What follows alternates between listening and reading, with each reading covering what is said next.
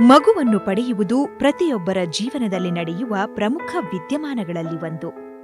ತಂದೆ ತಾಯಿಯರಾಗುವ ಪ್ರಕ್ರಿಯೆಯು ಪ್ರಕೃತಿಯು ದಯಪಾಲಿಸಿರುವ ವರದಾನವಾಗಿದ್ದು, ಅದಕ್ಕೆ ಬೇಕಾದ ಸಾಮರ್ಥ್ಯವು ನಮ್ಮ ಜೀವಕಣಗಳಲ್ಲಿಯೇ ಇರುತ್ತದೆ. ಆದರೆ ಕೆಲವು ದಂಪತಿಗಳಿಗೆ ಗರ್ಭಧಾರಣೆಯು ಬೇರೆಯವರಲ್ಲಿ ಇರುವಷ್ಟು ಸುಲಭವಾಗಿರುವುದಿಲ್ಲ. ಅವರು ಅನೇಕ ಕಾರಣಗಳಿಂದ ಗರ್ಭಧಾರಣೆಯ ಪ್ರಕ್ರಿಯೆಯಲ್ಲಿ ತೊಡಕುಗಳನ್ನು ಅನುಭವಿಸುತ್ತಾರೆ. ಕೆಲವೊಮ್ಮೆ ಅವರಿಗೆ ವೃತ್ತಿಪರರ ಸಹಾಯ ಬೇಕಾಗುತ್ತದೆ. ಇಂತಹ ದಂಪತಿಗಳಿಗೆ ಗರ್ಭಧಾರಣೆಯಲ್ಲಿ ಸಹಾಯ ಮಾಡುವ ವೈದ್ಯಕೀಯ ಪ್ರಕ್ರಿಯೆಗೆ ಬಂಜೆತನ ಚಿಕಿತ್ಸೆ ಎಂದು ಕರೆಯುತ್ತಾರೆ.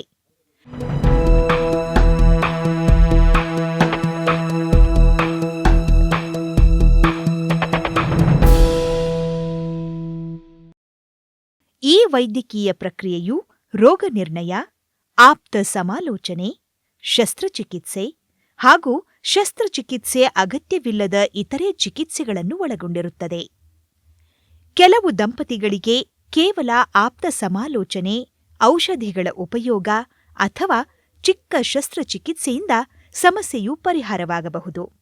ಆದರೆ ಮತ್ತೆ ಕೆಲವು ದಂಪತಿಗಳಿಗೆ ತಾಯಿ ತಂದೆಯರಾಗುವ ಅವರ ಕನಸು ಸಾಕಾರಗೊಳ್ಳಲು ಎಆರ್ಟಿಯಂತಹ ಅತ್ಯಾಧುನಿಕ ತಂತ್ರಜ್ಞಾನದ ಅವಶ್ಯಕತೆ ಇರುತ್ತದೆ. ಬಂಜೆತನವು ಎಲ್ಲಾ ಸಂಸ್ಕೃತಿಯ ಹಾಗೂ ಎಲ್ಲಾ ಸಾಮಾಜಿಕ ಸ್ತರಗಳ ಜನರನ್ನು ಬಾಧಿಸುತ್ತಿರುವ ಸಮಸ್ಯೆಯಾಗಿದ್ದು, ಸಂತಾನೋತ್ಪತ್ತಿಯ ವಯಸ್ಸುಳ್ಳ ದಂಪತಿಗಳಲ್ಲಿ 10-15% ಜನರನ್ನು ಕಾಡುತ್ತಿದೆ. ಗರ್ಭಧಾರಣೆಯನ್ನು ಮುಂದೂಡುವುದು, ಅತ್ಯಾಧುನಿಕ ಹಾಗೂ ಹೊಸ ಬಗೆಯ ಚಿಕಿತ್ಸಾ ವಿಧಾನಗಳ ಆವಿಷ್ಕಾರ, ಜನರಲ್ಲಿ ಬಂಜೆತನದ ಚಿಕಿತ್ಸೆಯ ಬಗ್ಗೆ ಹೆಚ್ಚುತ್ತಿರುವ ಅರಿವು ಮುಂತಾದ ಕಾರಣಗಳಿಂದ ಇತ್ತೀಚಿನ ದಿನಗಳಲ್ಲಿ ಬಂಜೆತನ ಚಿಕಿತ್ಸೆಗೆ ಬರುತ್ತಿರುವ ದಂಪತಿಗಳ ಸಂಖ್ಯೆ ಹೆಚ್ಚಾಗುತ್ತಿದೆ. ತಂದೆ ತಾಯಿಯರಾಗುವುದು ವಯಸ್ಕರ ಜೀವನದಲ್ಲಿ ನಡೆಯುವ ಪ್ರಮುಖ ಮಾರ್ಪಾಡು ಎಂದು ಹೇಳಬಹುದು. ಮಗುವನ್ನು ಪಡೆಯಬೇಕೆಂಬ ಬಯಕೆ ಈಡೇರದಿದ್ದಾಗ ವ್ಯಕ್ತಿಯಲ್ಲಿ ಕೋಪ, ಹತಾಶೆ, ಖಿನ್ನತೆ, ಆತಂಕ, ವೈವಾಹಿಕ ಸಮಸ್ಯೆಗಳು, ಲೈಂಗಿಕ ನಿರಾಸಕ್ತಿ, ಸಾಮಾಜಿಕ ಪ್ರತ್ಯೇಕತೆ ಮುಂತಾದ ಹಲವಾರು ಭಾವನಾತ್ಮಕ ಸಮಸ್ಯೆಗಳು ಸೃಷ್ಟಿಯಾಗುತ್ತವೆ. ಬಂಜೆತನವು ಸಂತಾನೋತ್ಪತ್ತಿ ವ್ಯವಸ್ಥೆಯ ಕಾಯಿಲೆಯಾಗಿದ್ದು, ಅದಕ್ಕೆ ಯಾವಾಗಲೂ ಹೆಣ್ಣನ್ನೇ ದೂಷಿಸುವುದು ಶುದ್ಧ ತಪ್ಪು. ಬಂಜೆತನದ ಒಟ್ಟಾರೆ ಪ್ರಕರಣಗಳಲ್ಲಿ 30% ಪ್ರಕರಣಗಳು ಪುರುಷ ಸಂಬಂಧಿತ ಅಂಶಗಳಿಂದ ಕೂಡಿದ್ದರೆ, ಮತ್ತೆ 30% ಪ್ರಕರಣಗಳು ಸ್ತ್ರೀ ಸಂಬಂಧಿತ ಅಂಶಗಳಿಂದ ಕೂಡಿರುತ್ತವೆ. 20% ಪ್ರಕರಣಗಳು ವಿವರಿಸಲಾಗದ ಕಾರಣಗಳಿಂದ ಕೂಡಿದ್ದರೆ, ಉಳಿದ 10% ಪ್ರಕರಣಗಳು ಸ್ತ್ರೀ ಪುರುಷರಿಬ್ಬರ ಸಮಸ್ಯೆಗಳ ಸಂಯೋಜನೆಯಿಂದ ಕೂಡಿರುತ್ತವೆ. ಸಮಾಜದಲ್ಲಿ ಬಂಜೆತನ ಒಂದು ಶಾಪದ ರೀತಿ ನೋಡುವವರೇ ಹೆಚ್ಚು. ಅದರಲ್ಲೂ ಹೆಣ್ಣೆ ಕಾರಣ ಎಂದು ಹೆಣ್ಣನ್ನೇ ದೂಷಿಸೋದು, ಹೆಣ್ಣೆ ಶಾಪಗ್ರಸ್ತ ಬಂಜೆ ಅಂತ ಒಂದು ಬಿರುದನ್ನು ಕೊಟ್ಟು ಅವಳನ್ನು ಹೀಯಾಳಿಸುವುದು ಸರಿಯಲ್ಲ. ಹೇಗೆ ಒಂದು ಮಗು ಆಗ್ಲಿಕ್ಕೆ ಅಂಡಾಣು ವೀರ್ಯಾಣು ಎರಡೂ ಬೇಕಾಗುತ್ತೋ, ಹಾಗೆ ಮಗು ಆಗದಿರುವುದಕ್ಕೂ ಅಂಡಾಣು ಅಥವಾ ವೀರ್ಯಾಣು ಎರಡರಲ್ಲೂ ತೊಂದರೆ ಇರಬಹುದು, ಅಥವಾ ಯಾವುದಾದ್ರೂ ಒಂದರಲ್ಲಿ ತೊಂದರೆ ಇರಬಹುದು. ಹಾಗಾಗಿ ಅಂಡಾಣುವಲ್ಲಿ ತೊಂದರೆ ಇದ್ರೆ ಹೆಣ್ಣಿಗೆ ಚಿಕಿತ್ಸೆ ಕೊಡಬೇಕಾಗುತ್ತೆ, ಅಥವಾ ವೀರ್ಯಾಣುವಿಗೆ ತೊಂದರೆ ಇದ್ರೆ ಗಂಡಿಗೆ ಚಿಕಿತ್ಸೆ ಕೊಡಬೇಕಾಗುತ್ತೆ. ಯಾರಲ್ಲಿ ತೊಂದರೆ ಇದೆ, ಗಂಡಲ್ಲಿ ತೊಂದರೆ ಇದೆಯಾ, ಹೆಣ್ಣಲ್ಲಿ ತೊಂದರೆ ಇದೆಯಾ ಅನ್ನು ತಿಳಿದುಕೋಬೇಕಾದ್ರೆ ಸೂಕ್ತ ತಜ್ಞರ ಹತ್ರ ಬಂದು ತಪಾಸಣೆಯನ್ನು ಮಾಡಿಸಿಕೊಂಡು ತಿಳಿದುಕೊಳ್ಬೇಕಾಗುತ್ತೆ. ಬಂಜೆತನಕ್ಕೆ ಕಾರಣವಾಗುವ ಅಂಶಗಳು. ವಯಸ್ಸು. ಮಹಿಳೆಯರಲ್ಲಿ ಫಲವತ್ತತೆಯು 32 ವರ್ಷ ವಯಸ್ಸಿನ ನಂತರ ತೀವ್ರಗತಿಯಲ್ಲಿ ಇಳಿಮುಖವಾಗಲು ಪ್ರಾರಂಭವಾಗುತ್ತದೆ. ಹಾಗೆಯೇ ಪುರುಷರಲ್ಲಿ ಫಲವತ್ತತೆಯು 40 ವರ್ಷಗಳ ನಂತರ ಇಳಿಮುಖವಾಗುತ್ತದೆ. ಧೂಮಪಾನ. ಧೂಮಪಾನವು ಪುರುಷ ಮತ್ತು ಮಹಿಳೆ ಇಬ್ಬರಲ್ಲೂ ಬಂಜೆತನದ ಗಂಡಾಂತರಕಾರಿ ಅಂಶವನ್ನು ಹೆಚ್ಚಿಸುತ್ತದೆ. ಅಷ್ಟು ಮಾತ್ರವಲ್ಲ, ಧೂಮಪಾನವು ಬಂಜೆತನದ ಚಿಕಿತ್ಸೆಯ ಯಶಸ್ಸಿನ ಮೇಲೂ ವ್ಯತಿರಿಕ್ತ ಪರಿಣಾಮಗಳನ್ನು ಬೀರುತ್ತದೆ. ಗರ್ಭಧಾರಣೆಯ ಸಮಯದಲ್ಲಿ ಮಹಿಳೆಯು ಧೂಮಪಾನಿಯಾಗಿದ್ದರೆ ಆಕೆಗೆ ಗರ್ಭಪಾತವಾಗುವ ಅಪಾಯವೂ ಹೆಚ್ಚಿರುತ್ತದೆ. ಮದ್ಯಪಾನ. ಮಹಿಳೆಯು ಯಾವುದೇ ಪ್ರಮಾಣದಲ್ಲಿ ಮದ್ಯವನ್ನು ಸೇವಿಸಿದರೂ ಅದು ಖಂಡಿತ ಆಕೆಯ ಗರ್ಭದ ಮೇಲೆ ಪರಿಣಾಮ ಬೀರುತ್ತದೆ. ಮದ್ಯಪಾನವು ಪುರುಷರಲ್ಲಿಯೂ ಫಲವತ್ತತೆಯನ್ನು ತಗ್ಗಿಸುತ್ತದೆ. ಬೊಜ್ಜು. ಕೈಗಾರಿಕೀಕರಣವು ಹೆಚ್ಚುತ್ತಿರುವ ಈ ಆಧುನಿಕ ಕಾಲದಲ್ಲಿ ಬೊಜ್ಜು ಹಾಗೂ ದೈಹಿಕ ಚಟುವಟಿಕೆಗಳಿಲ್ಲದ ಜೀವನ ಶೈಲಿಯು ಮಹಿಳೆಯರಲ್ಲಿನ ಬಂಜೆತನಕ್ಕೆ ಪ್ರಮುಖ ಕಾರಣಕಾರಕ ಅಂಶಗಳೆಂದು ತಿಳಿದುಬಂದಿದೆ. ಧಡೂತಿ ದೇಹದ ಪುರುಷ ಕೂಡ ಅಸಹಜ ವೀರ್ಯಾಣುವನ್ನು ಹೊಂದಿರುವ ಹೆಚ್ಚಿನ ಸಾಧ್ಯತೆಗಳಿಂದ ಕೂಡಿರುತ್ತಾನೆಂದು ತಿಳಿದುಬಂದಿದೆ. ಅಸಮರ್ಪಕ ಆಹಾರ ಸೇವನೆ. ತನ್ನ ಅಸಮರ್ಪಕ ಆಹಾರ ಸೇವನೆಯ ಪರಿಣಾಮವಾಗಿ ಬೊಜ್ಜು ಹೊಂದಿರುವ ಮಹಿಳೆಯಲ್ಲಿ ಬಂಜೆತನದ ಸಮಸ್ಯೆಗಳು ಹೆಚ್ಚಿರುತ್ತವೆಂದು ತಿಳಿದುಬಂದಿದೆ. ಅತಿಯಾದ ವ್ಯಾಯಾಮ. ವಾರದಲ್ಲಿ 7 ಗಂಟೆಗಳಿಗಿಂತಲೂ ಹೆಚ್ಚಿನ ವ್ಯಾಯಾಮ ಮಾಡುವ ಮಹಿಳೆಯಲ್ಲಿ ಅಂಡೋತ್ಪತ್ತಿಯ ಸಮಸ್ಯೆ ಇರುತ್ತದೆ. ವ್ಯಾಯಾಮ ಮಾಡದಿರುವುದು. ದೈಹಿಕ ವ್ಯಾಯಾಮವೇ ಇಲ್ಲದ ಜೀವನ ಶೈಲಿ ಇರುವ ಪುರುಷ ಹಾಗೂ ಮಹಿಳೆ ಇಬ್ಬರೂ ಕಡಿಮೆ ಫಲವತ್ತತೆಯಿಂದ ಕೂಡಿರುತ್ತಾರೆ ಎಂದು ಹೇಳಲಾಗಿದೆ. ಮಾನಸಿಕ ಒತ್ತಡ. ಅತಿಯಾದ ಮಾನಸಿಕ ಒತ್ತಡದಿಂದ ಪುರುಷರಲ್ಲಿ ವೀರ್ಯಾಣು ಉತ್ಪತ್ತಿ ಹಾಗೂ ಸ್ತ್ರೀಯರಲ್ಲಿ ಅಂಡೋತ್ಪತ್ತಿಯು ತಗ್ಗುತ್ತದೆಂದು ಹೇಳಲಾಗಿದೆ. ವೈದ್ಯರ ಭೇಟಿ. ಬಂಜೆತನದ ಸಮಸ್ಯೆಗೆ ಪರಿಹಾರ ಕಂಡುಕೊಳ್ಳಲು ದಂಪತಿಗಳು ಯಾವಾಗ ವೈದ್ಯರನ್ನು ಭೇಟಿ ಮಾಡಬೇಕು? ಈ ಪ್ರಶ್ನೆಯ ಉತ್ತರವು ಮಹಿಳೆಯ ವಯಸ್ಸನ್ನು ಅವಲಂಬಿಸಿರುತ್ತದೆ. 35 ವರ್ಷ ವಯಸ್ಸು ಮೀರಿದ ಮಹಿಳೆಯು ಗರ್ಭಧಾರಣೆಗೆ 6 ತಿಂಗಳುಗಳು ಪ್ರಯತ್ನಪಟ್ಟ ನಂತರ ವೈದ್ಯರನ್ನು ಕಾಣಬಹುದು. ಕೆಲವು ಆರೋಗ್ಯ ತೊಡಕುಗಳು ಕೂಡ ಬಂಜೆತನದ ಗಂಡಾಂತರಕಾರಿ ಅಂಶಗಳನ್ನು ಹೆಚ್ಚಿಸುತ್ತವಾದ್ದರಿಂದ ಈ ಮುಂದೆ ತಿಳಿಸುವ ಸಮಸ್ಯೆಗಳಿರುವವರು ವೈದ್ಯರನ್ನು ಕಾಣಬೇಕು. ಅನಿಯಮಿತ ಋತುಚಕ್ರ ಅಥವಾ ಋತುಚಕ್ರ ಆಗದಿರುವುದು. ನೋವಿನಿಂದ ಕೂಡಿದ ಋತುಚಕ್ರ, ಪೆಲ್ವಿಕ್ ಉರಿಯೂತದ ಕಾಯಿಲೆ ಹಾಗೂ ಒಂದಕ್ಕಿಂತ ಹೆಚ್ಚಿನ ಗರ್ಭಪಾತ. ಯಾವುದೇ ಮಹಿಳೆಯು ತಾನು ಗರ್ಭವತಿಯಾಗುವ ಮುನ್ನ ವೈದ್ಯರನ್ನು ಭೇಟಿ ಮಾಡುವುದು ಒಳ್ಳೆಯದಾಗಿರುತ್ತದೆ. ಆಗ ಮಹಿಳೆಯು ಆರೋಗ್ಯವಂತ ಮಗುವನ್ನು ಪಡೆಯಲು ಬೇಕಾದಂತೆ ದೇಹವನ್ನು ಅನುವುಗೊಳಿಸಲು ವೈದ್ಯರು ನೆರವು ನೀಡಬಲ್ಲರು. ಫಲವತ್ತತೆಯ ಬಗ್ಗೆ ಹಾಗೂ ಗರ್ಭಧಾರಣೆಯನ್ನು ನಿಭಾಯಿಸುವ ಬಗ್ಗೆ ವೈದ್ಯರ ಸಲಹೆ ಸೂಚನೆಗಳನ್ನೂ ಪಡೆಯಬಹುದು. ಬಂಜೆತನದ ರೋಗನಿರ್ಣಯ. ರೋಗನಿರ್ಣಯದ ಮೊದಲ ಹಂತವು ದೈಹಿಕ ತಪಾಸಣೆಯನ್ನು ಒಳಗೊಂಡಿರುತ್ತದೆ. ವೈದ್ಯರು ದಂಪತಿಗಳಿಬ್ಬರ ಆರೋಗ್ಯ ಸಂಬಂಧಿ ವಿಚಾರಗಳು ಹಾಗೂ ಲೈಂಗಿಕ ಚರಿತ್ರೆಯ ಬಗ್ಗೆ ಕೇಳಿ ತಿಳಿದುಕೊಳ್ಳುತ್ತಾರೆ. ಕೆಲವೊಮ್ಮೆ ಇಷ್ಟರಿಂದಲೇ ಸಮಸ್ಯೆ ಏನೆಂದು ಅರ್ಥವಾಗಬಹುದು. ಆದರೆ ಬಹಳಷ್ಟು ಸಂದರ್ಭಗಳಲ್ಲಿ ಸಮಸ್ಯೆಯನ್ನು ಅರಿಯಬೇಕಾದರೆ ವೈದ್ಯರು ಹೆಚ್ಚಿನ ಪರೀಕ್ಷೆಗಳನ್ನು ಮಾಡಬೇಕಾಗುತ್ತದೆ. ಬಂಜೆತನದ ಸಮಸ್ಯೆಯನ್ನು ತೆಗೆದುಕೊಂಡು ನಮ್ಮ ಬಳಿಗೆ ದಂಪತಿಗಳು ಮೊದಲ ಬಾರಿಗೆ ಬಂದಾಗ ನಾವು ಡಿಟೇಲ್ಡ್ ಹಿಸ್ಟ್ರಿ ಟೇಕಿಂಗ್ ಅಂತ ಹೇಳ್ತೀವಿ. ಅವ್ರ ಹತ್ರ ಎಲ್ಲಾ ಮಾಹಿತಿಗಳನ್ನು ಅವರಿಂದ ಕೇಳ್ಕೊಳ್ತೀವಿ. ಕೆಲವೊಂದ್ಸಲ ಅಷ್ಟರಿಂದನೇ ಅವರಿಗೆ ನಾವು ಸರಿಯಾದ ಸೂಕ್ತವಾದ ಪರಿಹಾರವನ್ನು ಕೊಡಬಹುದು. ಇದರಿಂದ ಎಷ್ಟೋ ಬಾರಿ ಅವರಿಗೆ ಸರಿಯಾದ ಕ್ರಿಯೆ ಗೊತ್ತಿಲ್ಲದೆ ಅಥವಾ ಸರಿಯಾದ ಟೈಮಿಂಗ್ಸ್ ಅಂತ ಏನ್ ಹೇಳ್ತೀವಿ, ಓವ್ಯುಲೇಷನ್ ಟೈಮಿಂಗ್ಸ್ ಅಂತ, ಅಂಡಾಣು ಬಿಡುಗಡೆ ಆಗೋ ಟೈಮ್ ಗೊತ್ತಿಲ್ಲದೇನೆ ಅವರಿಗೆ ಬಂಜೆತನ ಉಂಟಾಗಿರುತ್ತದೆ. ಅದರ ಬಗ್ಗೆ ಎಲ್ಲ ಮಾಹಿತಿ ಕೊಟ್ಟಾಗ ಅವರಿಗೆ ಮಕ್ಕಳಾಗೋ ಸಾಧ್ಯತೆ ಹೆಚ್ಚಾಗಿರುತ್ತೆ. ಪುರುಷರಲ್ಲಿ ಸಾಮಾನ್ಯವಾಗಿ ಧಾತುವಿನ ಪರೀಕ್ಷೆಯ ಮೂಲಕ ವೈದ್ಯರು ತಮ್ಮ ಪರೀಕ್ಷೆಗಳನ್ನು ಪ್ರಾರಂಭಿಸುತ್ತಾರೆ. ಧಾತುವಿನಲ್ಲಿ ವೀರ್ಯಾಣುಗಳ ಸಂಖ್ಯೆ, ಆಕಾರ ಹಾಗೂ ಅವುಗಳ ಚಲನೆಯನ್ನು ಪರೀಕ್ಷಿಸುತ್ತಾರೆ. ಕೆಲವೊಮ್ಮೆ ಪುರುಷರಲ್ಲಿನ ಹಾರ್ಮೋನ್ ಮಟ್ಟಗಳನ್ನು ಅರಿಯಲು ಕೂಡ ಪರೀಕ್ಷೆಗಳನ್ನು ಶಿಫಾರಸು ಮಾಡಬಹುದು. ಮಹಿಳೆಯರಲ್ಲಿ ರೋಗನಿರ್ಣಯ ಪರೀಕ್ಷೆಯ ಮೊದಲ ಹಂತವಾಗಿ ಆಕೆ ಪ್ರತಿ ತಿಂಗಳೂ ನಿಯಮಿತವಾಗಿ ಋತುಚಕ್ರ ಹೊಂದಿದ್ದಾಳೆಯೇ ಎಂದು ಪರೀಕ್ಷಿಸುತ್ತಾರೆ. ರಕ್ತ ಪರೀಕ್ಷೆ ಮಾಡಿಸುವುದರ ಮೂಲಕ ಕೂಡ ಇದನ್ನು ದೃಢಪಡಿಸಿಕೊಳ್ಳುತ್ತಾರೆ. ಬಹಳಷ್ಟು ಪ್ರಕರಣಗಳಲ್ಲಿ ಋತುಚಕ್ರ ಸಮಸ್ಯೆಯು ಪಾಲಿಸಿಸ್ಟಿಕ್ ಒವೇರಿಯನ್ ಸಿಂಡ್ರೋಮ್ ಎಂದು ಕರೆಯಲ್ಪಡುವ ಪರಿಸ್ಥಿತಿಯಿಂದ ಉಂಟಾಗುತ್ತದೆ. ಪಾಲಿಸಿಸ್ಟಿಕ್ ಒವೇರಿಯನ್ ಸಿಂಡ್ರೋಮ್ ಎನ್ನುವುದು ದೇಹದಲ್ಲಿನ ಹಾರ್ಮೋನುಗಳ ಏರುಪೇರಿನಿಂದ ಉಂಟಾಗುವ ಪರಿಸ್ಥಿತಿಯಾಗಿದ್ದು, ಮಹಿಳೆಯ ಅಂಡೋತ್ಪತ್ತಿಯ ಮೇಲೆ ಪರಿಣಾಮ ಬೀರುತ್ತದೆ. ಮಹಿಳೆಯರಲ್ಲಿನ ಬಹುತೇಕ ಬಂಜೆತನದ ಸಮಸ್ಯೆಗಳಿಗೆ ಇದುವೇ ಪ್ರಮುಖ ಕಾರಣಕಾರಕ ಅಂಶವಾಗಿದೆ.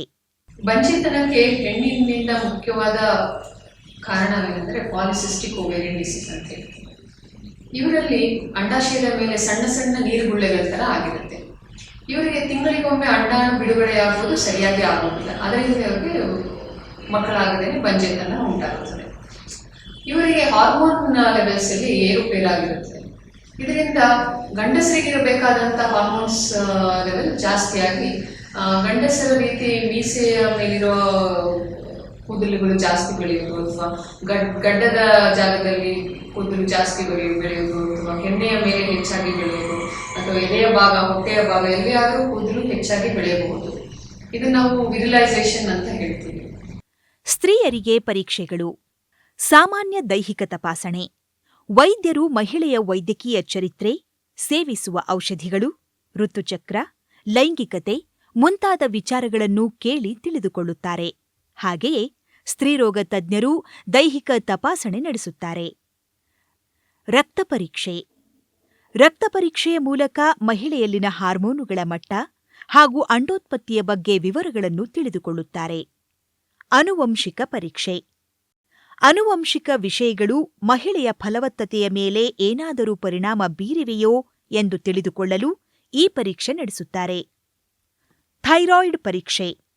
ದೇಹದಲ್ಲಿ ಥೈರಾಯ್ಡ್ ಕಾರ್ಯನಿರ್ವಹಣೆಯ ಬಗ್ಗೆ ತಿಳಿದುಕೊಳ್ಳಲು ಥೈರಾಯ್ಡ್ ಪರೀಕ್ಷೆ ನಡೆಸಲಾಗುತ್ತದೆ. ಪುರುಷರಿಗೆ ಪರೀಕ್ಷೆಗಳು. ಸಾಮಾನ್ಯ ದೈಹಿಕ ತಪಾಸಣೆ. ವೈದ್ಯರು ಪುರುಷನ ವೈದ್ಯಕೀಯ ಚರಿತ್ರೆ, ಸೇವಿಸುವ ಔಷಧಿಗಳು ಹಾಗೂ ಲೈಂಗಿಕತೆಯ ಬಗ್ಗೆ ಕೇಳಿ ತಿಳಿದುಕೊಳ್ಳುತ್ತಾರೆ. ಹಾಗೆಯೇ ಜನನಾಂಗ ಪರೀಕ್ಷೆ ಸೇರಿದಂತೆ ದೈಹಿಕ ತಪಾಸಣೆ ನಡೆಸುತ್ತಾರೆ. ಧಾತು ವಿಶ್ಲೇಷಣೆ.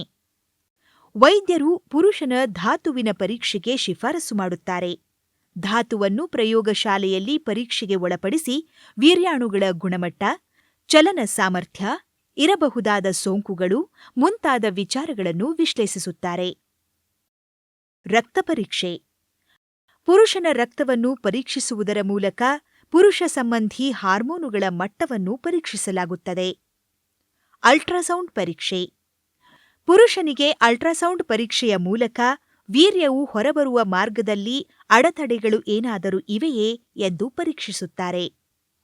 ಬಂಜೆತನಕ್ಕೆ ಕಾರಣವನ್ನು ಕಂಡುಹಿಡಿಯುವ ಪ್ರಕ್ರಿಯೆಯು ಭಾವನಾತ್ಮಕ ಅಂಶಗಳಿಂದ ಕೂಡಿದ್ದು ಹೆಚ್ಚಿನ ಸಮಯವನ್ನು ಬೇಡುತ್ತದೆ. ಎಲ್ಲಾ ಅವಶ್ಯಕ ಪರೀಕ್ಷೆಗಳನ್ನು ಮುಗಿಸಲು ಕೆಲವೊಮ್ಮೆ ಅಂದುಕೊಂಡದ್ದಕ್ಕಿಂತ ಹೆಚ್ಚಿನ ಸಮಯ ಬೇಕಾಗಬಹುದು. ಇಂತಹ ಸಂದರ್ಭಗಳಲ್ಲಿ ದಂಪತಿಗಳು ತಾಳ್ಮೆಯಿಂದ ಇರಬೇಕು. ಇಷ್ಟೆಲ್ಲಾ ಪರೀಕ್ಷೆಗಳ ನಂತರವೂ 20% ಪ್ರಕರಣಗಳಿಗೆ ಬಂಜೆತನದ ನಿರ್ದಿಷ್ಟ ಕಾರಣಗಳನ್ನು ತಿಳಿಯಲಾಗುವುದಿಲ್ಲ. ಬಂಜೆತನದ ಚಿಕಿತ್ಸೆಯ ಆಯ್ಕೆಗಳು. ವೈದ್ಯರು ಈ ಮುಂದೆ ತಿಳಿಸುವ ಅಂಶಗಳ ಆಧಾರದ ಮೇಲೆ ದಂಪತಿಗಳಿಗೆ ನಿರ್ದಿಷ್ಟ ಚಿಕಿತ್ಸೆಗಳನ್ನು ಶಿಫಾರಸು ಮಾಡುತ್ತಾರೆ. ಪರೀಕ್ಷಾ ಫಲಿತಾಂಶಗಳು. ದಂಪತಿಗಳು ಎಷ್ಟು ಕಾಲದಿಂದ ಗರ್ಭಧಾರಣೆಗೆ ಪ್ರಯತ್ನಿಸಿದ್ದಾರೆ, ದಂಪತಿಗಳಿಬ್ಬರ ವಯಸ್ಸು, ದಂಪತಿಗಳಿಬ್ಬರ ಒಟ್ಟಾರೆ ಆರೋಗ್ಯ ಪರಿಸ್ಥಿತಿ ಹಾಗೂ ದಂಪತಿಗಳ ವೈಯಕ್ತಿಕ ಆಯ್ಕೆ. ಬಂಜೆತನದ ಕೆಲವು ಸಮಸ್ಯೆಗಳನ್ನು ಸರಿಪಡಿಸಲು ಆಗುವುದಿಲ್ಲ.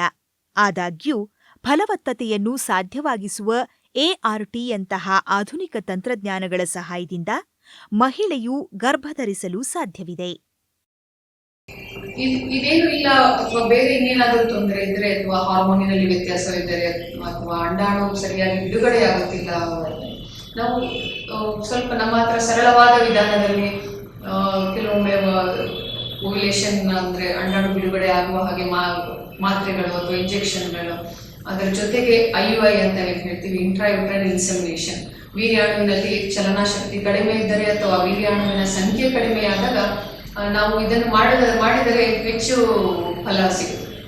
ಸೊ ಸಕ್ಸಸ್ ರೇಟ್ ಜಾಸ್ತಿ ಆಗುತ್ತೆ. ಓವ್ಯುಲೇಷನ್ ಇಂಡಕ್ಷನ್ ಪ್ಲಸ್ IUI ಅಂತ ಹೇಳ್ತೀವಿ. ಇದಕ್ಕೆ ಅಂಡಾಣು ಬಿಡುಗಡೆ ಆಗುವ ಹಾಗೆ ಮಾಡಿ ಜೊತೆಗೆ ಅವರ ವೀರ್ಯವನ್ನ, ಗಂಡಿನ ವೀರ್ಯವನ್ನ ಅವರ ಪತ್ನಿಯ ಗರ್ಭಾಶಯದ ಒಳಗೆ ಇಡುವಂಥದ್ದು. ಸೊ ಇದರ ಒಂದು ಸಕ್ಸಸ್ ರೇಟ್ ಏನು ಹೇಳ್ತೀವಿ, ಇದು ಸ್ವಲ್ಪ ಹೆಚ್ಚಾಗಿರುತ್ತೆ. ಇದಕ್ಕೂ ಆಗಲಿಲ್ಲ ಅಂದರೆ ಒಂದು ಸರಳ ಶಸ್ತ್ರಚಿಕಿತ್ಸೆ ಎಲ್ಲ ಮಾಡಿ ಅದನ್ನು ನೋಡ್ತೀವಿ, ಎಲ್ಲಿ ಸಮಸ್ಯೆ ಇದೆ, ಅದರಿಂದ ಏನಾದರೂ ಪರಿಹಾರ ಮಾಡ್ಬೋದ. ಲ್ಯಾಪ್ರೋಸ್ಕೋಪಿ, ಹಿಸ್ಟೋಸ್ಕೋಪಿ ಅಂತ ಒಂದು ಎಂಡೋಸ್ಕೋಪಿ, ಮಿನಿಮಲ್ ಇನ್ವೇಸಿವ್ ಸರ್ಜರಿ ಅಂತ ಹೇಳ್ತೀವಿ. ಅದರಲ್ಲಿ ಏನಾದರೂ ಸಣ್ಣ ಪುಟ್ಟ ಗೆಡ್ಡೆಗಳು ಅಥವಾ ನಾವು ಚಿಕಿತ್ಸೆ ಮಾಡಲು ಸಾಧ್ಯವಾಗುವಂಥ ಕಂಡೀಷನ್ ಇದ್ದರೆ ನಾವು ಅದರಲ್ಲೇ ಎಲ್ಲವನ್ನು ಟ್ರೀಟ್ಮೆಂಟ್ ಮಾಡ್ಬೋದು. ಇದರಿಂದನೂ ಇದಾದ ನಂತರವೂ ಅವರಿಗೆ ಮಕ್ಕಳಾಗುವ ಸಾಧ್ಯತೆ ಹೆಚ್ಚಾಗುತ್ತದೆ. ಇದೆಲ್ಲವೂ ಮೀರಿ ಇನ್ನೂ ಆಗದೆ ಅಥವಾ ಇನ್ನೂ ಹೆಚ್ಚಿನ ಟ್ರೀಟ್ಮೆಂಟ್ ಬೇಕು ಅಂದಾಗ ನಾವು IVF ಅಂದರೆ ಪ್ರಣಾಳ ಶಿಶು ಅಂತ ಹೇಳ್ತೀವಿ, ಅದನ್ನು ಮಾಡಬೇಕಾಗುತ್ತೆ. ಬಂಜೆತನದ ಕಾರಣಗಳನ್ನು ಆಧರಿಸಿ ಕೆಲವೊಮ್ಮೆ ಶಸ್ತ್ರಚಿಕಿತ್ಸೆಯೇ ಚಿಕಿತ್ಸೆಯ ಆಯ್ಕೆಯಾಗಬಹುದು. ಅಂಡನಾಳದಲ್ಲಿನ ತಡೆಗಳನ್ನು ತೆರವುಗೊಳಿಸಲು ಹಾಗೂ ಇತರೆ ಸಮಸ್ಯೆಗಳನ್ನು ಸರಿಪಡಿಸಲು ಚಿಕಿತ್ಸೆಯು ನೆರವಾಗುತ್ತದೆ. ಇತ್ತೀಚಿನ ದಿನಗಳಲ್ಲಿ ಲ್ಯಾಪ್ರೋಸ್ಕೋಪಿ ತಂತ್ರದ ಮೂಲಕ ಕೂಡ ಅಂಡನಾಳದಲ್ಲಿನ ತೊಂದರೆಗಳನ್ನು ಸರಿಪಡಿಸಲಾಗುತ್ತದೆ. ಅಸಿಸ್ಟೆಡ್ ರಿಪ್ರೊಡಕ್ಟಿವ್ ಟೆಕ್ನಾಲಜಿ ಅಂದರೆ ಎಆರ್ಟಿ.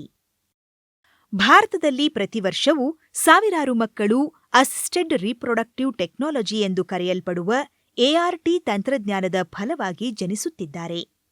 ಎಆರ್ಟಿ ಆರೋಗ್ಯ ತಂಡವು ನುರಿತ ವೈದ್ಯರು, ಆಪ್ತ ಸಲಹೆಗಾರರು, ಭ್ರೂಣಶಾಸ್ತ್ರಜ್ಞರು, ಪ್ರಯೋಗಶಾಲೆಯ ತಂತ್ರಜ್ಞರು, ದಾದಿಯರು ಹಾಗೂ ಇತರೆ ವೃತ್ತಿಪರರನ್ನು ಒಳಗೊಂಡಿರುತ್ತದೆ ಹಾಗೂ ಇವರೆಲ್ಲರೂ ಪರಸ್ಪರ ಸಮನ್ವಯದಿಂದ ಕಾರ್ಯನಿರ್ವಹಿಸಿ ಬಂಜೆತನವನ್ನು ನೀಗಿಸಿ ಮಹಿಳೆಯು ಗರ್ಭಧರಿಸಲು ನೆರವಾಗುತ್ತಾರೆ. ಈ ಒಂದು ಕೃತಕ ಗರ್ಭಧಾರಣೆ ಪ್ರೊಸೀಜರ್ನಲ್ಲಿ ನಾವು ಏನು ಮಾಡ್ತೀವಿ ಅಂತಂದ್ರೆ ಫೀಮೇಲ್ಗೆ ಹಾರ್ಮೋನ್ ಇಂಜೆಕ್ಷನ್ ಕೊಡೋ ಮುಖಾಂತರ ಅವರ ಅಂಡಾಶಯ ಡೆವಲಪ್ಮೆಂಟು ಹೇಗಾಗ್ತಿದೆ ಅಂತ ನೋಡಿಕೊಂಡು ಅಂಡಾಶಯದಲ್ಲಿ ಎಗ್ಗು ಡೆವಲಪ್ ಆಗ್ತಾ ಇರುತ್ತೆ. ಈ ಎಗ್ಗು ಒಂದು ಹಂತಕ್ಕೆ ಡೆವಲಪ್ ಆದ ನಂತರ ನಾವು ಈ ಒಂದು ಕೃತಕ ಗರ್ಭಧಾರಣೆ ಪ್ರೊಸೀಜರ್ನ ಪ್ರಾರಂಭ ಮಾಡಬೇಕಾಗುತ್ತೆ. ಈ ಒಂದು ಪ್ರೊಸೀಜರ್ ಮಾಡಬೇಕಾದ್ರೆ ಅಂಡಾಶಯದಿಂದ ಅಂಡಾಣು ಅಂದರೆ ಎಗ್ಗನ್ನ ಕಲೆಕ್ಟ್ ಮಾಡ್ಕೊಬೇಕಾಗುತ್ತೆ. ಮತ್ತು ಹಸ್ಬೆಂಡ್ ಕಡೆಯಿಂದ ವೀರ್ಯಾಣುವನ್ನು ಕಲೆಕ್ಟ್ ಮಾಡ್ಕೊಬೇಕಾಗುತ್ತೆ. ಈ ಎರಡು ವೀರ್ಯಾಣು ಮತ್ತು ಅಂಡಾಶಯಗಳನ್ನು ಎಂಬ್ರಿಯಾಲಜಿ ಲ್ಯಾಬ್ನಲ್ಲಿ ನಾವು ಪ್ರೊಸೆಸ್ ಮಾಡಬೇಕಾಗುತ್ತೆ. ಈ ಪ್ರೊಸೆಸ್ನ ಏನಂತಂದರೆ ಕೃತಕ ಗರ್ಭಧಾರಣೆ IVF ಇನ್ ವಿಟ್ರೋ ಫರ್ಟಿಲೈಸೇಷನ್ ಮತ್ತು ಇನ್ನೊಂದು ಪ್ರೊಸೀಜರ್ ಇಂಟ್ರಾಸೈಟೋಪ್ಲಾಸ್ಮ್ ಮತ್ತು ಸ್ಪರ್ಮ್ ಇಂಜೆಕ್ಷನ್ ಅಂತ ಹೇಳ್ತೀವಿ. ಒಂದು ಕನ್ವೆನ್ಷನಲ್ IVF ಮಾಡಬೇಕಾದ್ರೆ ಎಗ್ ಜೊತೆಗೆ ಸ್ಪರ್ಮನ್ನು ಮಾತ್ರ ಬಿಡಬೇಕಾಗುತ್ತೆ. ಇಲ್ಲಿ ಎಗ್ನ ರಿಟ್ರೀವ್ ಮಾಡ್ಕೊಂಡಿರ್ತೀವಿ. ಸ್ಪರ್ಮ್ ಕಡೆ ಹಸ್ಬೆಂಡ್ ಕಡೆಯಿಂದ ಸ್ಪರ್ಮ್ನ ತೊಗೊಂಡಿರ್ತೀವಿ, ಸಿಮೆನ್ ಸ್ಯಾಂಪಲ್ನ ತೊಗೊಂಡಿರ್ತೀವಿ. ಅದನ್ನು ಪ್ರೋಸೆಸ್ ಮಾಡಿ ಎಗ್ಗು ಮತ್ತು ಸ್ಪರ್ಮ್ನ ಜೊತೆಗೆ ಇಟ್ಟು ಅದನ್ನ ಇನ್ಕ್ಯುಬೇಟರ್ನಲ್ಲಿ ನಾವು ಪೋಷಣೆ ಮಾಡಬೇಕಾಗುತ್ತೆ. ಅದು ಇನ್ಕ್ಯುಬೇಟರ್ನಲ್ಲಿ ಪೋಷಣೆ ಮಾಡಿ ನೆಕ್ಸ್ಟ್ ಡೇ ನಮಗೆ ಗೊತ್ತಾಗುತ್ತೆ ವೀರ್ಯಾಣು ಆ ಎಗ್ ಒಳಗೆ ಅಂಡಾಣು ಒಳಗಡೆ ಹೋಗಿದೆಯೋ ಇಲ್ವೋ ಅನ್ನೋದು. ಅದು ಸ್ಪರ್ಮು ಅಂದರೆ ವೀರ್ಯಾಣು ಎಗ್ ಒಳಗಡೆ ಹೋಗಿದ್ರೆ ಅದನ್ನು ಭ್ರೂಣ ಅಂತ ಕರಿತೀವಿ. ಭ್ರೂಣದ ಮೊದಲನೇ ಹಂತ. ಓಕೆ, ಈ ಒಂದು ಕನ್ವೆನ್ಷನಲ್ IVFನ ನಾವು ಏನೂ ಸ್ಪರ್ಮ್ ಫ್ಯಾಕ್ಟ್ರಿ ಇಲ್ಲ, ಮೇಲ್ ಫ್ಯಾಕ್ಟ್ರಿ ಏನೂ ಇಲ್ಲ, ಸ್ಪರ್ಮ್ ಕೌಂಟು ಮತ್ತು ಮೊಟಿಲಿಟಿ ತುಂಬ ಚೆನ್ನಾಗಿದೆ, ಅವಾಗ ಮಾತ್ರ ನಾವು ಕನ್ವೆನ್ಷನಲ್ IVF ಮಾಡೋದು ಸಾಧ್ಯವಾಗುತ್ತೆ. ಮೇಲ್ ಫ್ಯಾಕ್ಟ್ರಿ ಇರುತ್ತೆ ಅಂದರೆ ಹಸ್ಬೆಂಡ್ ಕಡೆಯಿಂದ ಸಿಮೆನ್ ಸ್ಯಾಂಪಲ್ ಕ್ವಾಲಿಟಿ ಚೆನ್ನಾಗಿಲ್ಲ, ಕೌಂಟು ಮೊಟಿಲಿಟಿ ಚೆನ್ನಾಗಿರೋದಿಲ್ಲ, ಇದರಿಂದ ನಾವು ಕನ್ವೆನ್ಷನಲ್ IVF ಮಾಡೋಕ್ಕಾಗೋದಿಲ್ಲ. ಆ ಟೈಮ್ನಲ್ಲಿ ನಾವು ಏನು ಮಾಡ್ತೀವಿ ಅಂತಂತಂದರೆ ಇದನ್ನು ಪ್ರೊಸೆಸ್ ಮಾಡಿ ಒಂದು ಸ್ಪೆಷಲ್ ಡಿಸೈನ್ ಮಾಡಿರೋ ಡಿಶ್ನಲ್ಲಿ ಇಟ್ಟು ಒಂದೊಂದು ಸ್ಪರ್ಮ್ನು ಕೂಡ ಸೆಲೆಕ್ಟ್ ಮಾಡಿಕೊಂಡು ಅದನ್ನು ನಾವು ಎಗ್ನ ಒಳಗಡೆ ಇಡಬೇಕಾಗುತ್ತೆ. ಈ ಒಂದು ಪ್ರೊಸೀಜರ್ಗೆ ಇಂಟ್ರಾಸೈಟೋಪ್ಲಾಸ್ಮ್ ಸ್ಪರ್ಮ್ ಇಂಜೆಕ್ಷನ್ ಅಂತ ಹೇಳ್ತೀವಿ. ಒಂದು ಎಗ್ಗೆ ಒಂದು ಸ್ಪರ್ಮ್ ಮಾತ್ರ ಬೇಕಾಗುತ್ತೆ. ಆದರೆ ಮೇಲ್ ಹ್ಯೂಮನ್ ಬೀಯಿಂಗ್ ಈ ಕ್ಯಾನ್ ಪ್ರೊಡ್ಯೂಸ್ ಮಿಲಿಯನ್ ಆಫ್ ಸ್ಪರ್ಮೆಟಸ್, ತುಂಬ ಸ್ಪರ್ಮೆಟಸ್ವನ್ನು ಪ್ರೊಡ್ಯೂಸ್ ಮಾಡ್ತಾರೆ.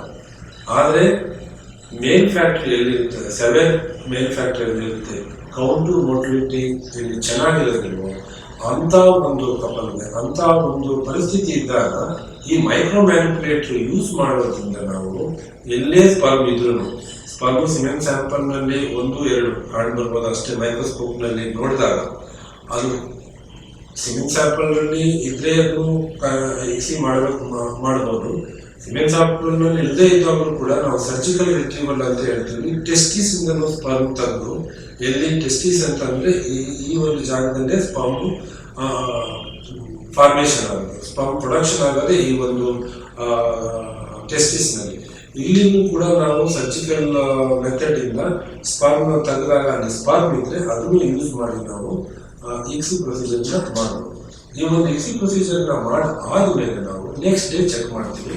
ನೆಕ್ಸ್ಟ್ ಡೇ ಚೆಕ್ ಮಾಡಿದಾಗ ಅದು ಸ್ಪರ್ಮ್ ನಾವು ಏನು ಇಂಜೆಕ್ಟ್ ಮಾಡಿರ್ತೀವಿ ಅದು ಒಳಗಡೆ ಹೋಗಿ ಅದು ಕಾರ್ಯ ಸರಿಯಾಗಿ ಮಾಡಿದೆ ಅಂದಲ್ಲಿ ನೆಕ್ಸ್ಟ್ ಡೇ ನಮಗೆ ಭ್ರೂಣ ಅಂತ ಬರುತ್ತೆ. ಅದಕ್ಕೆ ಝೈಗೋಟ್ ಅಂತ ಹೇಳ್ತೀವಿ. ಈ ಭ್ರೂಣ ಒಂದು ಹಂತದಿಂದ ಇನ್ನೊಂದು ಹಂತಕ್ಕೆ ಡೆವಲಪ್ ಆಗುತ್ತೆ. ಒಂದು ದಿವಸ 2, ಇನ್ನೊಂದು ದಿವಸ 4 ಸೆಲ್ಲು, 8 ಸೆಲ್ಲು, ಮತ್ತೆ ಒಂದು ಸ್ಟೇಜ್ ಏನಂತ ಕರಿತೀವಿ ಅದಕ್ಕೆ ಮೋಲ್, ಅದಾದ ನಂತರ ಬ್ಲಾಸ್ಟೋಸಿಸ್ಟ್. ಈ ಒಂದು 5 ರಿಂದ 6 ದಿವಸ ನಾವು ಇದನ್ನ ಇನ್ಕ್ಯುಬೇಟರ್ನಲ್ಲಿ ಇಡ್ಬೋದು. ಇನ್ಕ್ಯುಬೇಟರ್ ಅಂದ್ರೆ ಅದರಲ್ಲಿ ನಮ್ಮ ಬಾಡಿ ಟೆಂಪರೇಚರ್ ಸಾಮಾನ್ಯವಾಗಿ 37 ಡಿಗ್ರಿ ಇರುತ್ತೆ. ಆ 37 ಡಿಗ್ರಿನ ನಾವು ಮ್ಯಾನೇಜ್ ಮಾಡಬೇಕಾಗುತ್ತೆ ಆ ಇನ್ಕ್ಯುಬೇಟರ್ನಲ್ಲಿ. ಮತ್ತೆ ಈ ಒಂದು ಭ್ರೂಣ ಬೆಳೆಯೋಕ್ಕೆ ಒಂದು ಅಂಶ ಬೇಕು, ಒಂದು ಮೀಡಿಯಾ ಬೇಕಾಗುತ್ತೆ. ಆ ಮೀಡಿಯಾ ನಮ್ಮ ಬಾಡಿ ಫ್ಲೂಯಿಡ್ ಯಾವ ತರ ಇರುತ್ತೆ ಅದಕ್ಕೆ ಹೊಂದ್ಕೊಳ್ಳೋ ಹಾಗೆ ಮಾಡಿರ್ತೀವಿ ಅದನ್ನು. ಹಾಗಾಗಿ ಅದು ಇನ್ಕ್ಯುಬೇಟರ್ನಲ್ಲಿ ಚೆನ್ನಾಗಿ ಡೆವಲಪ್ಮೆಂಟ್ ಆಗಲಿಕ್ಕೆ ಸಾಧ್ಯ ಆಗುತ್ತೆ. ಈ ಒಂದು ಭ್ರೂಣ ನಾವು 1 ದಿವಸದಿಂದ 5 ರಿಂದ 6 ದಿವಸವರೆಗೂ ಬೆಳೆಯಬಹುದು. 6 ದಿವಸ ಆದ ನಂತರ ಇದನ್ನ ಗರ್ಭಕೋಶಕ್ಕೆ ನಾವು ವರ್ಗಾವಣೆ ಮಾಡಲೇಬೇಕಾಗುತ್ತೆ. ಇದು ತದನಂತರ ಇಲ್ಲಿ ಮುಂದೆ ಬೆಳೆಯೋಕ್ಕೆ ಸಾಧ್ಯವಿಲ್ಲ. ನಾವು ಎಂಬ್ರಿಯಾಲಜಿಸ್ಟ್ ಅವರು ಏನ್ ಮಾಡ್ತಾರೆ ಅಂತಂದ್ರೆ ಅದು ಒಂದು ಡೇ 6 ಅದನ್ನ ಕಾಪಾಡಿಕೊಂಡು ಚೆನ್ನಾಗಿ ಡೆವಲಪ್ ಆಗಿದೆ ಅಂತ ನೋಡಿಕೊಂಡು ಪ್ರತಿ ದಿವಸ ಅದನ್ನ ಒಂದು ಹಂತದಿಂದ ಇನ್ನೊಂದು ಹಂತಕ್ಕೆ ಹೋಗ್ಬೇಕಾದ್ರೆ ಆ ಮೀಡಿಯಂನ ಚೇಂಜ್ ಮಾಡಿಕೊಂಡು ಆವಾಗ ಅವರು ಡಿಸೈಡ್ ಮಾಡ್ತಾರೆ ನಾವು ಯಾವಾಗ ಎಂಬ್ರಿಯೋ ಟ್ರಾನ್ಸ್ಫರ್ನ ಮಾಡಬೇಕಾಗುತ್ತೆ ಅಂತ. ಡೇ 3 ಎಂಬ್ರಿಯೋ ಟ್ರಾನ್ಸ್ಫರ್ ಮಾಡ್ಬೋದು, ಡೇ 2 ಎಂಬ್ರಿಯೋ ಟ್ರಾನ್ಸ್ಫರ್ ಮಾಡ್ಬೋದು, ಡೇ 5 ಎಂಬ್ರಿಯೋ ಟ್ರಾನ್ಸ್ಫರ್ ಮಾಡ್ಬೋದು. ಅಕಾರ್ಡಿಂಗ್ ಟು ICMR ಗೈಡ್ಲೈನ್ ನಾವು ಮ್ಯಾಕ್ಸಿಮಮ್ 3 ಎಂಬ್ರಿಯೋ ಮಾತ್ರ ಟ್ರಾನ್ಸ್ಫರ್ ಮಾಡಬೇಕಾಗುತ್ತೆ. ಈ 3 ಎಂಬ್ರಿಯೋ ಟ್ರಾನ್ಸ್ಫರ್ ಮಾಡಾದ್ಮೇಲೆ ನಾವು ನೋಡಬೇಕಾಗುತ್ತೆ ಅದರಲ್ಲಿ ಎಷ್ಟು ಎಂಬ್ರಿಯೋ ಇಂಪ್ಲಾಂಟ್ ಆಗಿದೆ, ಅಂದರೆ ಪ್ರೆಗ್ನೆನ್ಸಿ ಆಗೋಕ್ಕೆ ಸಹಾಯ ಮಾಡಿದೆ ಅಂತ ಹೇಳ್ಬಿಟ್ಟು. ಕೆಲವರಲ್ಲಿ ಒಂದೇ ಒಂದು ಅಂಟ್ಕೊಬೋದು, ಒಂದು ಇಂಪ್ಲಾಂಟ್ ಆಗ್ಬೋದು, 2 ಅಥವಾ 3. ಇದನ್ನ ನಾವು ಪ್ರೆಗ್ನೆನ್ಸಿ ಆದಮೇಲೆ ಮತ್ತೆ ಅವ್ರ ಕ್ಲಿನಿಕ್ಗೆ ಬಂದು ಚೆಕ್ ಮಾಡಿದಾಗ ಮಾತ್ರ ನಮಗೆ ಅದು ಗೊತ್ತಾಗುತ್ತೆ. ಸಾಮಾನ್ಯವಾಗಿ 1 ರಿಂದ 2 ಪ್ರೆಗ್ನೆನ್ಸಿ ಆಗೋ ಚಾನ್ಸ್ ಇರುತ್ತೆ. ಕೆಲವು ಪೇಷಂಟ್ಗಳಲ್ಲಿ 3 ಎಂಬ್ರಿಯೋ ಟ್ರಾನ್ಸ್ಫರ್ ಆದಾಗ ನಾವು ಅದನ್ನ ಒಂದು ಹಂತಕ್ಕೆ ಬಂದಾದ್ಮೇಲೆ 1 ತೆಗಿಬೋದು. ಪೇಷಂಟ್ ಜೊತೆ ನಾವು ಕನ್ಸಲ್ಟ್ ಮಾಡಿಕೊಂಡು 1 ಭ್ರೂಣನ ಎಲಿಮಿನೇಟ್ ಮಾಡ್ಬೋದು. ಅಥವಾ ಸ್ವಾಭಾವಿಕವಾಗಿ ಯಾವುದೋ ಒಂದು ಭ್ರೂಣ ಸರಿಯಾಗಿ ಅದು ಒಳಗಡೆ ಡೆವಲಪ್ ಆಗುತ್ತಾ ತನ್ನಾಗೆ ತಾನೇ ಅದು ಬೆಳೆದೇ ಹಾಗೆ ಸ್ಟಾಪ್ ಆಗಿರುತ್ತೆ. ಈ ಒಂದು ಪ್ರೊಸೀಜರ್ ಮಾಡಬೇಕಾದ್ರೆ ಸಾಮಾನ್ಯವಾಗಿ ನಮಗೆ ಒಂದು 6 ಇಂದ 10 weeks ಸಿಕ್ಕಿದೆ ಅಂತ ತಿಳ್ಕೊಂಡ್ರೆ ಅದರಲ್ಲಿ ಒಂದು 5 to 6 ಎಂಬ್ರಿಯೋ ಫಾರ್ಮೇಷನ್ ಮಾಡ್ಬೋದು. ಆಯ್ತಾ, 5-6 ಎಂಬ್ರಿಯೋನು ನಾವು ಒಂದೇ ಸತಿ ಟ್ರಾನ್ಸ್ಫರ್ ಮಾಡೋಕ್ಕೆ ಸಾಧ್ಯ ಇಲ್ಲ. ನಾನು ಮೊದಲೇ ಹೇಳಿದಂಗೆ 3 ಎಂಬ್ರಿಯೋ ಮಾತ್ರ ಟ್ರಾನ್ಸ್ಫರ್ ಮಾಡೋಕ್ಕೆ ಸಾಧ್ಯ. ಆಯ್ತಾ, 3 ಎಂಬ್ರಿಯೋ ಟ್ರಾನ್ಸ್ಫರ್ ಮಾಡೋದು ಇನ್ನು 3 ಎಂಬ್ರಿಯೋ ಏನು ಮಾಡ್ಬೋದು? ಈ 3 ಎಂಬ್ರಿಯೋನ ನಾವು ಸ್ಟೋರ್ ಮಾಡಿ ಇರ್ಬೋದು. ಇದನ್ನ ನಾವು -180 ತುಂಬ ತಣ್ಣಗಿರುತ್ತೆ, ತುಂಬ ಕೋಲ್ಡ್ -180 ಡಿಗ್ರಿನಲ್ಲಿ ಇಟ್ಟು ಅದನ್ನ ಕಾಪಾಡಬೇಕಾಗುತ್ತೆ. ಈ ಒಂದು ಪೇಷಂಟ್ಗೆ ನಾವು ಯಾವುದು ಎಂಬ್ರಿಯೋ ಟ್ರಾನ್ಸ್ಫರ್ ಮಾಡಿದ್ವಿ ಅವರು ಪ್ರೆಗ್ನೆನ್ಸಿ ಆದರೆ ಅವರು ಮತ್ತೆ ಈ ಕ್ಲಿನಿಕ್ಗೆ ಒಂದು 2-3 ವರ್ಷ ಕಳೆದ ನಂತರ ಬರ್ಬೋದು. ಯಾವಾಗ ಬರ್ತಾರೆ ಅಂತಂದ್ರೆ ಮತ್ತೆ ಈ ಒಂದು ಪ್ರೊಸೀಜರ್ ಅವ್ರಿಗೆ ರಿಪೀಟ್ ಮಾಡಬೇಕು ಅಂತ ಮಾತ್ರ ಬರ್ತಾರೆ. ಅಥವಾ ಅವ್ರಿಗೆ ಪ್ರೆಗ್ನೆನ್ಸಿ ಆಗಲಿಲ್ಲ ಅಂತಂದ್ರೆ ಸಬ್ಸಿಕ್ವೆಂಟ್ ಸೈಕಲ್ನಲ್ಲಿ ಮತ್ತೆ ಬಂದು ಈ ಒಂದು ಎಂಬ್ರಿಯೋ ಯಾವುದೋ ಒಂದು ಎಂಬ್ರಿಯೋ ನಾವು ಕ್ರ್ಯಾಪಿಸೋಲ್ ಮಾಡಿದ್ರು -180 ಡಿಗ್ರಿ ಸೆಂಟಿಗ್ರೇಡ್ ಅದನ್ನ ತೆಗೆದು ಯುಟಿಲೈಸ್ ಮಾಡ್ಬೋದು. ಈ ತರ ಮಾಡೋದ್ರಿಂದ ಅವರು ಸೆಕೆಂಡ್ ಟೈಮ್ ಬಂದಾಗ ಮತ್ತೆ ಹಾರ್ಮೋನ್ಗೆ ಖರ್ಚು ಮಾಡೋದು ಮತ್ತೆ OT ಪ್ರೊಸೀಜರ್ಗೆ ಖರ್ಚು ಮಾಡೋದು ನೆಸೆಸರಿ ಇರೋದಿಲ್ಲ. ಬಂಜೆತನದ ಚಿಕಿತ್ಸೆ ಪಡೆದ ನಂತರ ಸಕ್ಸಸ್ ರೇಟ್ ಅಂತ ಏನ್ ಹೇಳ್ತೀವಿ, ಪ್ರೆಗ್ನೆನ್ಸಿ ರೇಟ್ ಆಗಿರ್ಬೋದು ಅಥವಾ ಟೇಕ್ ಹೋಮ್ ಬೇಬಿ ರೇಟ್ ಅಂತ ಹೇಳ್ತೀವಿ, ಮಗು ಆಗಿರುವಂತ ರೇಟ್, ಎಷ್ಟು ಜನರಿಗೆ ಚಿಕಿತ್ಸೆ ಕೊಟ್ಟ ಮೇಲೆ ಅದು 100ರಲ್ಲಿ ಎಷ್ಟು ಜನರಿಗೆ ಮಕ್ಕಳಾಗಿರುತ್ತೆ ಅಂತ. ಅದೆಲ್ಲ ರೇಟ್ಗಳನ್ನ ಕನ್ಸಿಡರ್ ಮಾಡಿದಾಗ ಒಂದು ಮುಖ್ಯವಾದ ಅಂಶ ಏನಂದ್ರೆ ಹೆಣ್ಣಿನ ವಯಸ್ಸಿನ ಮೇಲೆ ಈ ಸಕ್ಸಸ್ ರೇಟ್ ಆಧಾರವಾಗಿರುತ್ತೆ. ಹೆಣ್ಣಿನ ವಯಸ್ಸು ಒಂದು ಇಂಪಾರ್ಟೆಂಟ್ ಫ್ಯಾಕ್ಟರ್. ಅತಿ ಹೆಚ್ಚು ವಯಸ್ಸಾದ್ರೆ 35ರ ಮೇಲೆ ಅಥವಾ 40 ವಯಸ್ಸಾದ್ರೆ ಹೆಣ್ಣಿನಲ್ಲಿ ಇರುವ ಅಂಡಾಣುಗಳ ಸಂಖ್ಯೆ ಕಡಿಮೆ ಆಗಿ ಸಕ್ಸಸ್ ರೇಟ್ ಕಡಿಮೆ ಆಗುತ್ತೆ. ಯಾವ ಕಾರಣದಿಂದ ಬಂಜೆತನ ಉಂಟಾಗಿದೆ, ಎಂಡೋಮೆಟ್ರಿಯೋಸಿಸ್ ಅಂತ ಹೇಳ್ತೀವಿ, ಅಥವಾ ಒಂದು ಕೆಲವೊಮ್ಮೆ ಟ್ಯೂಬರ್ಕ್ಲೋಸಿಸ್ TB ಆಗಿರ್ಬೋದು, ಅಥವಾ ಕೆಲವೊಮ್ಮೆ ಓವರಿ ಯಾವುದೋ ಕಾರಣಕ್ಕೆ ಕೀಮೋಥೆರಪಿ ಅಥವಾ ರೇಡಿಯೋಥೆರಪಿ ಆಗಿ ಅಥವಾ ಬೇರೆ ಏನೋ ತೊಂದರೆಯಿಂದ ಅದು ಮೊದಲೇ ಅದರ ಕಾರ್ಯನಿರ್ವಹಣೆಯನ್ನ ನಿಲ್ಲಿಸಿರಬಹುದು. ವೀರ್ಯಾಣುಗಳ ಉತ್ಪಾದನೆ ಕಡಿಮೆ ಆಗಿರಬಹುದು, ಅದರ ಚಲನಾಶಕ್ತಿ ಕಡಿಮೆ ಆಗಿರಬಹುದು, ಅಥವಾ ಅದರ ಸಂಖ್ಯೆ ಕಡಿಮೆ ಆಗಿರಬಹುದು, ಅಥವಾ ಅಲ್ಲಿ ವೀರ್ಯಾಣು ಹೊರಬರುವ ನಾಳದಲ್ಲಿ ಎಲ್ಲಾದರೂ ಬ್ಲಾಕೇಜ್ ಅಂತ ಹೇಳ್ತೀವಿ, ಎಲ್ಲಾದರೂ ಬ್ಲಾಕ್ ಆಗಿರಬಹುದು. ಆ ಥರ ಎಲ್ಲ ತೊಂದರೆ ಇರುವಾಗ ಅತಿ ಹೆಚ್ಚು ಟ್ರೀಟ್ಮೆಂಟ್ ಬೇಕಾಗುತ್ತದೆ, ಅಂದರೆ ಟೆಸ್ಟ್ ಟ್ಯೂಬ್ ಬೇಬಿ ಥರ ಬೇಕಾಗುತ್ತೆ. ಆ ಟೆಸ್ಟ್ ಟ್ಯೂಬ್ ಬೇಬಿ ಮಾಡುವಾಗಲೂ ಕೆಲವರಿಗೆ ಒಂದು ವಯಸ್ಸಿನ ಮೇಲೆ ಅದರ ಸಕ್ಸಸ್ ರೇಟ್ನ ಹೇಳ್ತೀವಿ, ಕೆಲವರಿಗೆ ಅವರಿಗೆ ಏನು ತೊಂದರೆ ಇರುತ್ತೆ ಅದರ ಮೇಲೆ ಸಕ್ಸಸ್ ರೇಟ್ನ ಹೇಳ್ತೀವಿ. ಎಲ್ಲವೂ ಸ್ವಲ್ಪ ಮಾದರಿ ರೀತಿಯಲ್ಲಿದ್ದರೆ ಸಕ್ಸಸ್ ರೇಟು ಬಹಳ ಅತಿ ಹೆಚ್ಚಿರುತ್ತದೆ.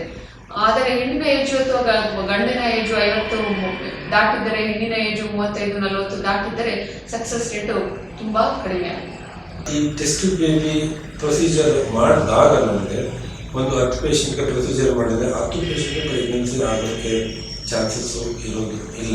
ಯಾಕೆಂದರೆ ಪ್ರತಿಯೊಂದು ಪೇಷಂಟಲ್ಲೂ ತಮ್ಮದೇ ಆದಂಥ ಒಂದೊಂದು ಬಾಡಿ ರೆಸ್ಪಾನ್ಸ್ ಅಂತ ಏನು ಹೇಳ್ತೀವಿ ಅದಿರುತ್ತೆ. ಹಾಗಾಗಿ 10 ಪೇಷಂಟ್ನಲ್ಲೂ ಕೂಡ ಎಂಬ್ರಿಯೋ ಕ್ವಾಲಿಟಿ ನಾವು ಚೆನ್ನಾಗಿ ಟ್ರಾನ್ಸ್ಫರ್ ಮಾಡಿದಾಗಲೂ ಎಂಬ್ರಿಯೋ ಸಕ್ಸಸ್ಫುಲ್ ಆಗಿ ಡೆವಲಪ್ ಆಗಿ ಗರ್ಭಕೋಶದೊಳಗಡೆ ಪ್ರೆಗ್ನೆನ್ಸಿ ಆಗೋಕ್ಕೆ ಚಾನ್ಸಸ್ ಇರೋದಿಲ್ಲ. ಸಾಮಾನ್ಯವಾಗಿ 40-45% ಪ್ರೆಗ್ನೆನ್ಸಿ ರೇಟ್ ಇದೆ. ಇಂಟರ್ನ್ಯಾಷನಲ್ ಲೆವೆಲಲ್ಲೂ ಕೂಡ 40-45%. ಅದೇ ಒಂದು ಸಕ್ಸಸ್ ರೇಟನ್ನ ನಾವು ಈ ಕ್ಯಾರಿ ಟೆಸ್ಟಿಂಗ್ ಬೇಬಿನಲ್ಲಿ ಲಾಸ್ಟ್ 1.5 ಮಂತಲ್ಲಿ we were able to achieve it. ART ತಂತ್ರಜ್ಞಾನದಿಂದ ಗರ್ಭಧಾರಣೆಗೆ ಒಳಪಟ್ಟು ಮಗುವಿಗೆ ಜನ್ಮ ನೀಡಿದ ಯಶಸ್ಸಿನ ಶೇಕಡಾವಾರು ಪ್ರಮಾಣವು ಈ ರೀತಿಯಾಗಿರುತ್ತದೆ. 35 ವರ್ಷಕ್ಕಿಂತ ಕಡಿಮೆ ವಯಸ್ಸಿನ ಮಹಿಳೆಯರಲ್ಲಿ 39%, 35-37 ವರ್ಷ ವಯಸ್ಸಿನ ಮಹಿಳೆಯರಲ್ಲಿ 30%, 37-40 ವರ್ಷ ವಯಸ್ಸಿನ ಮಹಿಳೆಯರಲ್ಲಿ 21%, 41-42 ವಯಸ್ಸಿನ ಮಹಿಳೆಯರಲ್ಲಿ 11%. ART ತಂತ್ರಜ್ಞಾನವು ಹೆಚ್ಚು ಸಮಯವನ್ನು ಬೇಡುವ ಪ್ರಕ್ರಿಯೆ ಮಾತ್ರವಲ್ಲ, ದುಬಾರಿ ಕೂಡ ಹೌದು. ಆದರೆ ಈ ತಂತ್ರಜ್ಞಾನದ ಸಹಾಯದಿಂದ ಅದೆಷ್ಟೋ ದಂಪತಿಗಳ ಬಾಳಲ್ಲಿ ಬೆಳಕು ಮೂಡಿದೆ. ಈ ತಂತ್ರಜ್ಞಾನದ ಒಂದೇ ಒಂದು ತೊಡಕೆಂದರೆ ಅವಳಿ, ತ್ರಿವಳಿ ಅಥವಾ ಬಹುವಳಿಗಳ ಭ್ರೂಣಗಳು. ಆದರೆ ಈ ಸಮಸ್ಯೆಯನ್ನು ನಿವಾರಿಸಲು ಅಥವಾ ಆದಷ್ಟು ಕಡಿಮೆಗೊಳಿಸಲು ವೈದ್ಯರು ಹಲವಾರು ಉಪಾಯಗಳನ್ನು ಕಂಡುಕೊಂಡಿದ್ದಾರೆ. ಕೃತಕ ಗರ್ಭಧಾರಣೆ. ಬಂಜೆತನದ ಚಿಕಿತ್ಸೆಯಲ್ಲಿ ಬಳಸುವ ಇಂಟ್ರಾಯುಟ್ರೈನ್ ಇನ್ಸೆಮಿನೇಷನ್ ಎನ್ನುವ ಪ್ರಕ್ರಿಯೆಗೆ ಕನ್ನಡದಲ್ಲಿ ಕೃತಕ ಗರ್ಭಧಾರಣೆ ಎನ್ನಬಹುದು. ಈ ಪ್ರಕ್ರಿಯೆಯಲ್ಲಿ ಮಹಿಳೆಗೆ ವಿಶೇಷ ರೀತಿಯಲ್ಲಿ ಆಯ್ಕೆ ಮಾಡಿದ ವೀರ್ಯಾಣುವನ್ನು ಸೇರಿಸಲಾಗುತ್ತದೆ. ಈ ಪ್ರಕ್ರಿಯೆಗೂ ಮೊದಲು ಮಹಿಳೆಗೆ ಅಂಡೋತ್ಪತ್ತಿಯನ್ನು ಉತ್ತೇಜಿಸುವ ಔಷಧಿಗಳ ಮುಖಾಂತರ ಚಿಕಿತ್ಸೆ ನೀಡಿರುತ್ತಾರೆ.